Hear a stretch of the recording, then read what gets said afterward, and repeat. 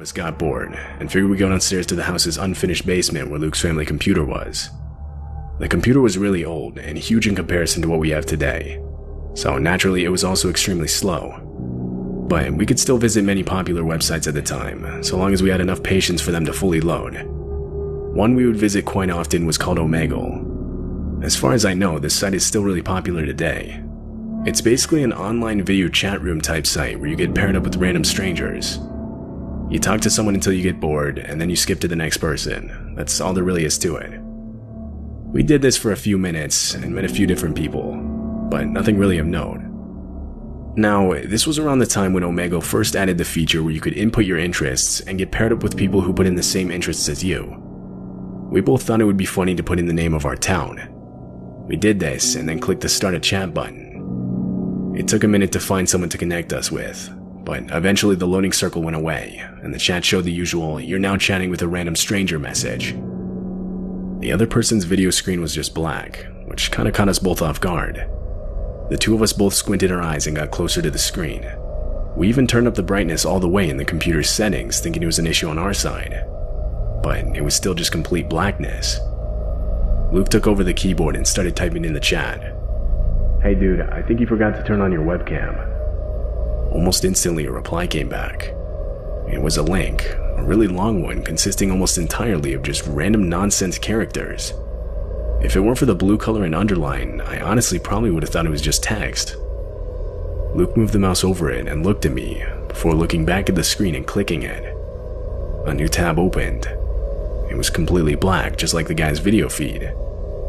We started randomly clicking around the site to see if there was anything to it, though nothing happened.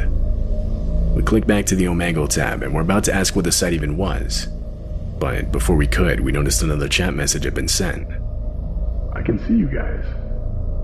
Luke typed back some smartass response like, "Yeah, cause our camera actually works, unlike yours." I guess that did it, because a few seconds later and the loading screen once again showed up, followed by another random stranger, meaning whoever that was had disconnected the chat. We continued talking to a few other people for a while longer. Eventually, this scratching sound came from the speakers. It wasn't coming from Omegle. We started flipping through the few tabs we had opened in the hopes of finding which one was producing the sound. That's when we came to the tab we had opened earlier. It was no longer black. A video was playing, and it now looked like a road of some sort. We could even see a couple cars passing by, but there was no one else around. We continued watching as the camera began walking down the street, passing by trees and dimly lit gas stations and closed shops. Finally, the camera turned into a small suburb. My heart dropped when I recognized the location.